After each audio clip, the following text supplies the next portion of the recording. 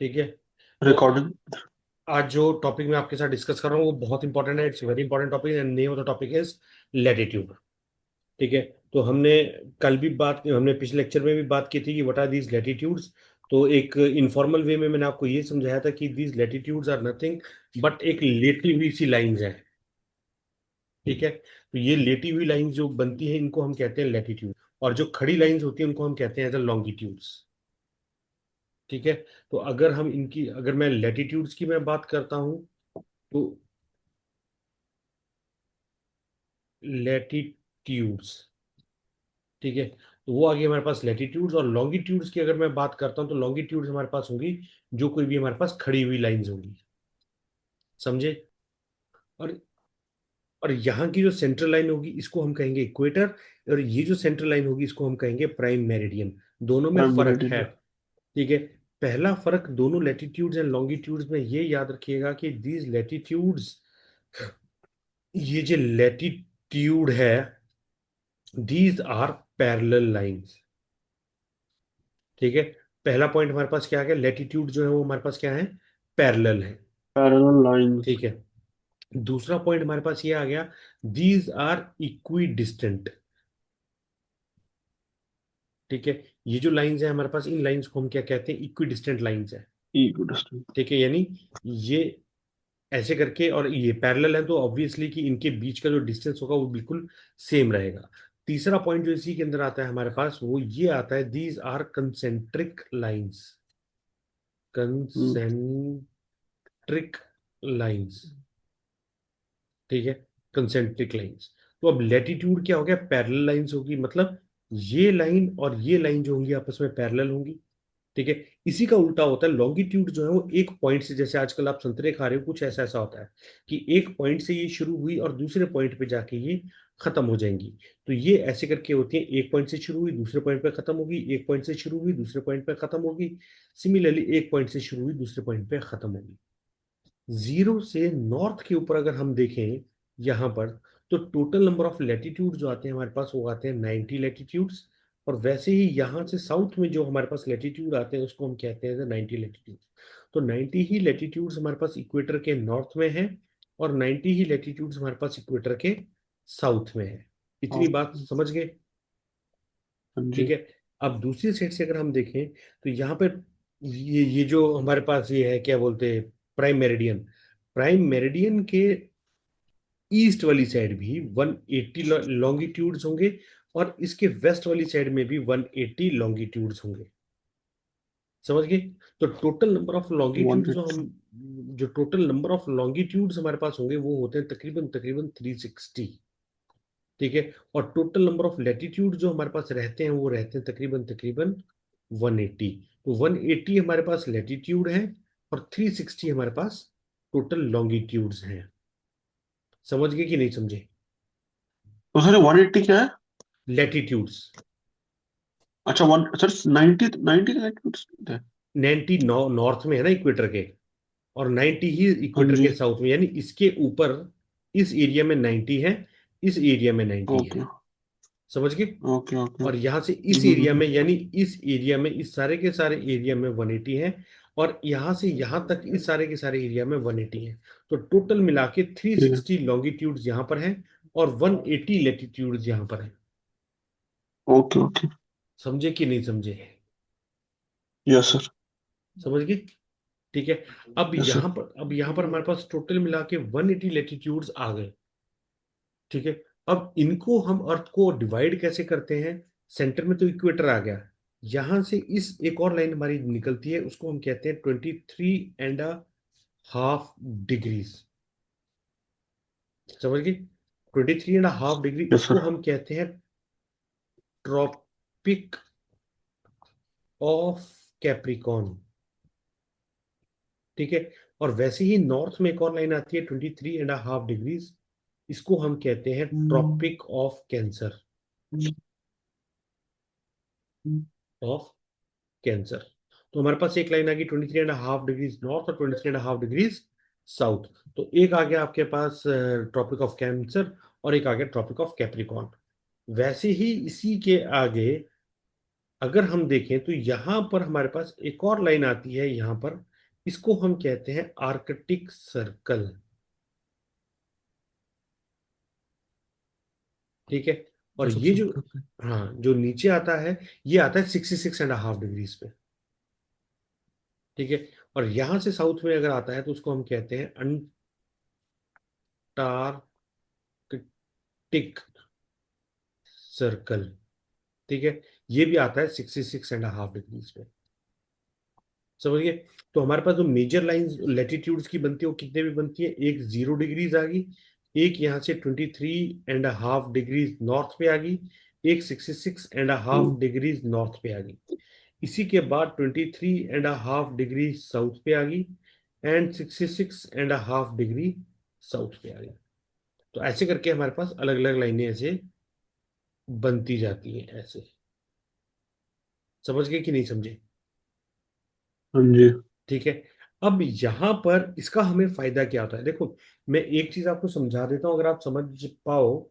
ये डिग्रीज का कंसेप्ट क्या होता है, ये डिग्रीज का इसमें कंसेप्ट ये होता है कि अगर हम धरती को एक ऐसे करके ले, और ये अगर हम इक्वेटर क्रॉस करा दें यहाँ से जीरो से, ठीक है, और अगर हम ये बोलें कि ये यहाँ पे 23.5 डिग्रीज है, ट्रॉपिक ऑफ कैंसर, हम्म। इसका मतलब क्या हुआ, ये जो लोकेशन है ये सेंटर ऑफ अर्थ के साथ 23.5 डिग्रीज का एंगल बना रही है। समझे? हाँ। Yes sir. ठीक हम्म। है। तो लेटीट्यूड्स का या लॉन्गिट्यूड्स में ये जो 0 डिग्री, जैसे अगर मैं बात करूं कि कोई लोकेशन है वो 31 डिग्री लेटीट्यूड्स पे है, तो मतलब ये हुआ कि हम्म। वो लोकेशन धरती के साथ 31 डिग्रीज का एंगल बना रही होगी सेंटर के साथ। समझ गए? तो हम्म। These latitudes and longitudes are nothing but these are the angles subtended with respect to the centre of earth. Hmm. समझ गए ना? कि these हाँ जी। latitudes and longitudes are nothing but the angles subtended by the point with respect to the center of earth। हम्म। समझ गए कि नहीं समझे? यस सर, समझ यस गया। सर। क्लियर हो गया? ठीक है। अब हमें इस लेटीट्यूड का फायदा क्या होता है, इन लेटीट्यूड्स का। सिमिलरली लॉन्गिट्यूड्स में भी चलता है यार। लॉन्गिट्यूड्स में 180 डिग्री इस साइड है, 180 डिग्री इस साइड है। ठीक है। तो इसका एंगल बनेगा, ठीक है, अब इसका एंगल कितने का बन रहा है वो उस हिसाब से आ जाता है। तो ये जो डिग्रीज है बेसिकली सेंटर ऑफ अर्थ के साथ टोटल एंगल बनता है। तो अगर आप ऊपर से देखोगे तो 360 का एंगल यहाँ से बन रहा है, यहां से देखोगे तो 180 डिग्रीज का एंगल यहाँ से बन रहा है। ठीक है। तो यहाँ और यहाँ पे 180 डिग्रीज का एंगल बन रहा है सर।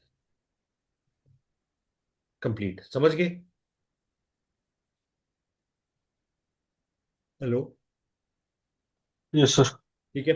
अब इन लेटीट्यूड्स का और लॉन्गिट्यूड्स का फायदा क्या है, इसको मैं इरेज कर देता हूं यहां से।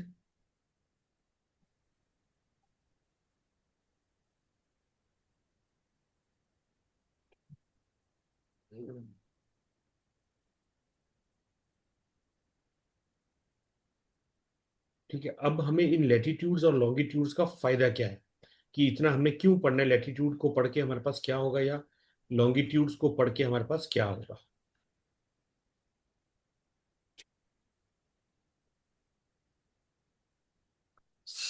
सर टाइम जोन हमें इसी से, इन्हीं से पता चलते हैं।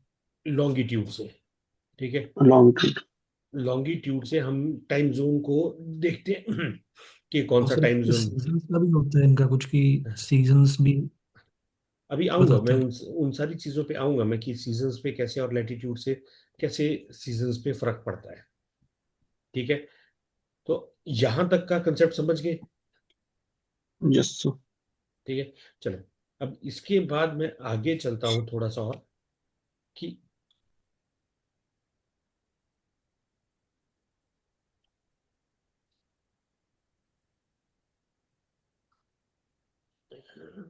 ठीक है, ठीक है। अब मैं आपसे बात करता हूँ कि ठीक है, इन लेटीट्यूड्स या लॉन्गिट्यूड्स का बारी बारी से क्या फायदा है। तो सबसे पहले अगर मैं लेटीट्यूड्स की मैं बात करूं, so if this is the sun, अगर ये सन है, ठीक है, सन है, तो यहां पर हमारे पास धरती रहती है, ये धरती रहती है। अब ये जो धरती का सरफेस है, यहाँ से सन की सनरेज आएंगी, तो वो जो सनरेज आएंगी वो इक्वेटर के ऊपर डायरेक्ट गिरेंगी। अब ये जो सनरेज इक्वेटर के हम्म। ऊपर डायरेक्ट गिरी, ये बिल्कुल गर्म सनरेज होंगी, ठीक है। उसके बाद थोड़ी सी सनरेज ऐसी आती हैं जो स्लांटिंग सी सनरेज होती हैं। ये वैसी सनरेज होती हैं जैसे सुबह होती है, हाँ जी। ठीक है, ये वो वाली सनरेज है, ठीक है। और एक तीसरी सनरेज आती है जो बिल्कुल ऐसे छू कर निकल जाती है आगे को, ऐसे। और सिमिलरली यहां से भी ऐसी स्लंटिंग सी सनरेज आएंगी, और एक आती है बिल्कुल टेंजेंशियल। तो हमारे पास तीन टाइप की सनरेज आएगी, थ्री टाइप्स ऑफ सनरेज, ठीक है। कौन सी तीन टाइप की आएगी? एक आ गई हमारे पास वर्टिकल सनरेज, जो ये आ रही है। एक आ गई हमारे पास एक आ गई हमारे पास वर्टिकल सनरेज। एक आ गई हमारे पास स्लांटिंग सनरेज, स्लांटिंग। और एक आ गई हमारे पास टेंजेंशियल सनरेज, टेंजेंशियल सनरेज, ठीक है। तो हमारे पास तीन टाइप की सनरेज आती है, वर्टिकल सनरेज, स्लांटिंग सनरेज और टेंजेंशियल सनरेज। अब इन तीन टाइप की जो वर्टिकल सनरेज है, ये बिल्कुल गर्म होती है, वर्टिकल सनरेज। अब अगर वर्टिकल हम्म। सनरेज बिल्कुल गर्म होती है, तो इक्वेटर और ट्रॉपिक ऑफ कैंसर और ट्रॉपिक ऑफ कैप्रिकॉर्न के बीच में अगर आप देख रहे हो, तो ये जितना भी रीजन है, सारा का सारा रीजन जो होगा, ये धरती का सबसे गर्म वाला रीजन होगा। Hmm. We call it as a torrid zone, ठीक है। क्या कहेंगे? Torrid torrid zone, zone. ठीक है। फिर इसके बाद यहां पर अगर आप थोड़ा सा और ऊपर आते हो, तो यहां पर स्लांटिंग सनरेज आती है इस साइड पे। ये जो स्लांटिंग सनरेज यहां पर आती हैं, ठीक है, इन स्लांटिंग सनरेज को हम कहते हैं एज अ टेम्परेट जोन, ठीक इसको है। सर कहते हैं temperate zone. From 23.5 hmm. To 66.5 degrees, ठीक है। 23.5 टू 66.5 डिग्रीज। और उसके बाद 66.5 डिग्री से ऊपर जो आता है, उसको हम कहते हैं एज अ फ्रिजिड जोन। तो हमारे पास तीन टाइप के जोन आए, टॉरिड जोन, टेम्परेट जोन और फ्रिजिड जोन। सिमिलरली इसके साउथ में भी हमारे पास टॉरिड जोन आ गया, फिर हमारे पास आ जाएगा टेम्परेट जोन, और इसके बाद हमारे पास आ जाएगा फ्रिजिड जोन। जोन। समझ गए कि नहीं समझे? हाँ यस जी। सर। ठीक है। टॉरिड जोन जो होगा वो सबसे गर्म वाला रीजन होगा। टेम्परेट जोन बहुत सुहावना जैसा हम्म। रहेगा, जो 23.5 डिग्रीज के ऊपर है। और ये आ जाएगा ऊपर, इसके ऊपर frigid zone.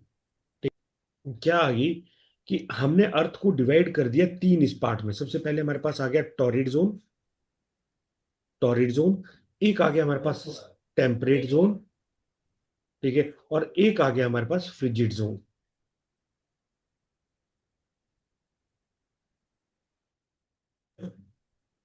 Hello? Yes sir. ठीक है। Yes sir. एक तीसरा आ जाएगा हमारे पास फ्रिजिड जोन, ठीक है। तो ये तीन जोन्स में हमने इसको डिवाइड कर दिया। दूसरी चीज, एक और चीज देखना, अर्थ जो है वो टिल्टेड है। पहला कंसेप्ट ये आ गया। दूसरा कंसेप्ट ये आ गया कि स्पेयर है अर्थ, ना। हाँ जी, स्पेयर है ना अर्थ तो। जियोइड है उसकी शेप। जियोइड है, उसकी शेप फेयर नहीं है, ठीक है। दूसरा कंसेप्ट अच्छा। इसका हमारे पास ये आ जाता है कि धरती जो है वो टिल्टेड है एट अ पर्टिकुलर एंगल, ऐसे, ठीक है। इस एंगल को अगर आप इस एक्स एक्सिस से नापोगे ऐसे करके, तो वो एंगल बनता है आपका 23.5 डिग्रीज का, और सॉरी वाई एक्सिस के साथ। और इसको अगर आप एक्स एक्सिस के साथ मेजर करोगे तो it will be somewhere around 66.5 degrees, ठीक है। अब धरती जो है, अब ये है हमारे पास सन, ठीक है। और इसी के चारों तरफ हमारे पास है ऑर्बिट। अब धरती जो हम्म। है वो ऐसे करके हमारे पास स्लांटिंग है, ऐसे, ठीक है। अब ऐसे करके अगर स्लांटिंग है धरती, तो यहां से सनरेज पड़ेंगी तो वो आधी धरती को कवर करेंगी, इतनी धरती को कवर करेगी। यहां पर हमारे पास हाँ जी। डे होगा, डे होगा। और यहां पर हमारे पास नाइट होगी, ठीक है। और धरती घूमती रहेगी 24 घंटे। लेकिन हाँ यहां जी। पर हमारे पास कुछ लोकेशंस और भी हैं, जैसे ये वाली लोकेशन। ये लोकेशन हम्म। घूम के इस साइड आएगी, जैसे ये लोकेशन यहाँ पर है, ये घूम के इस तरफ आएगी तो भी इसके ऊपर दिन रहेगा। और ये हम्म लोकेशन, सॉरी, ये लोकेशन घूम के जब यहाँ पर आएगी तो भी इसके ऊपर दिन रहेगा, लेकिन ये लोकेशन जब घूम के यहाँ पर आएगी तो इसके ऊपर हमेशा रात ही रहेगी। तो हमारे पोल्स के ऊपर ऐसी जगहें हैं, नॉर्थ पोल और साउथ पोल, जहां पे लगभग 6 मंथ्स का डे होता है ड्यूरिंग समर्स। हम्म ठीक है। और यहां पर 6 मंथ्स का ही नाइट होती है during winters. 6 months night during winter. समझ गए?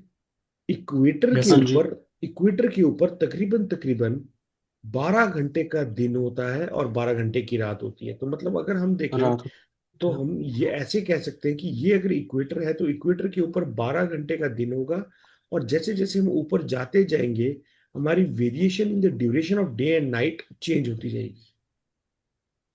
समझे हम्म कि नहीं समझे? ठीक यस है। सर। जैसे जैसे हम इक्वेटर से नॉर्थ और साउथ की तरफ मूव कर जाएंगे तो हमारे पास variation in the duration of day and night होती चेंज होती जाएंगी। अगर समर्स हैं, हम्म इफ समर्स, तो ये जो हमारे पास पोल है, यहां तक यहाँ पे 6 महीने का दिन होगा। और अगर यहाँ पर विंटर्स हैं तो यहाँ पर 6 मंथ्स की नाइट होगी। हम्म ठीक है। और यहां से इसको यहाँ आने में 6 महीने लग जाते हैं। तो ये इक्वेटर है, तो यहाँ पर ये जो पोल्स हैं, ये पोल्स अपने आप के बिल्कुल ऐसे ही रहेंगे कि जहां पर बिल्कुल रात थी, अब वहां पर बिल्कुल दिन हो जाएगा। और जहां पे बिल्कुल दिन था वहां पे बिल्कुल रात हो जाएगी। तो ये जो ट्रांजिशन होती है, ये ट्रांजिशन होती है 6 मंथ्स की। ठीक है। तो 6 महीने का ही दिन होता है, 6 महीने की रात होती है। इक्वेटर पे 12 महीने का, सॉरी, 12 घंटे का दिन होता है, 12 घंटे की ही रात होती है। इससे जुड़ा हुआ एक और कंसेप्ट आता है, day light, day light saving scheme. ठीक है। डे लाइट सेविंग स्कीम क्या होता है कि अब जैसे इक्वेटर पे 12 घंटे का दिन, 12 घंटे की रात है, लेकिन जैसे जैसे आप गर्मियों में हम्म नॉर्थ की तरफ जाओगे, सर्दियों में नॉर्थ की तरफ जाओगे, अब जैसे आजकल की मैं बात करता हूँ, तो यहाँ पर दिन जो है वो बहुत छोटे होते जाते हैं। समझ गए? Yes sir. ठीक है। अब जब यहाँ पर दिन बहुत छोटे छोटे छोटे छोटे होते जाते हैं, तो उसकी वजह से ऐसा होता है कि जैसे आजकल देखो तो सुबह 7 बजे दिन निकल रहा है और शाम को तकरीबन 6 साढ़े 6 बजे दिन खत्म हो जा रहा है। तो कितने हम्म घंटे घंटे का दिन हो रहा है? 12 घंटे का है, 13 घंटे का दिन हो रहा है। और सर्दी हम्म आएंगी और बढ़ जाएंगी। ठीक है। और छोटी और रातें और बड़ी हो जाएंगी। सर दिन घट नहीं जाएंगे? हाँ, तो दिन कम हो जाएंगे। 12 घंटे का या 13 घंटे का दिन है, अच्छा। 22 दिसंबर को सबसे छोटा दिन हो जाएगा, रातें लंबी हो जाएंगी। हाँ हाँ वो बता रहा हमने। ठीक है। सिमिलरली ठीक यहाँ है। पर भी साउथ में उस टाइम, इस टाइम पे सबसे लंबे दिन चल रहे होंगे। ऑस्ट्रेलिया में आजकल सबसे है। लंबे दिन चल रहे होंगे। क्यों? क्योंकि ऑस्ट्रेलिया में ओके। आजकल गर्मी है। तो हम्म ये जितनी भी टेम्परेट रीजन की कंट्रीज हैं, ये सारी की सारी कंट्रीज एक नोटिफिकेशन निकालती हैं और उस नोटिफिकेशन पे ये कह हम्म देती हैं कि अब के बाद हम मतलब 1 घंटा अपनी घड़ियों को गर्मियों में ये पीछे कर लेते हैं और 1 घंटा ये अपनी घड़ियों को सर्दियों में एक आगे कर लेते हैं।